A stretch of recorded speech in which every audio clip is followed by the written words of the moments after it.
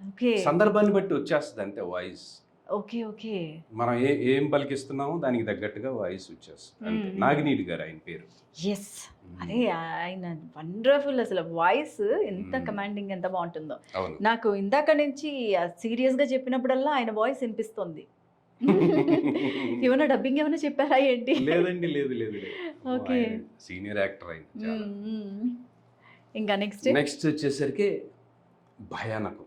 భయానకం అంటే ఇప్పుడు ఏదైనా ఒక సిట్యుయేషన్ ఎదురైందనుకోండి. భయపడటం, భయపెట్టటం 2 భయానకం కిందకొస్తాయి. అంటే ఈ నవరసాలనేవి మనం అనుభవిస్తూనే ప్రేక్షకుల్లో కూడా ఆ అనుభూతిని కలిగించడమే నవరసాల ముఖ్య ఉద్దేశం. అంటే మనం సన్నివేశాన్ని పండించేటప్పుడు మనం దాన్ని ఫీల్ అయ్యి చేస్తూనే ప్రేక్షకుడికి ఆ అనుభూతిని కలిగించడం, ఆ రసానుభూతి కలిగించడమే నవరసాల ముఖ్య ఉద్దేశం అనమాట.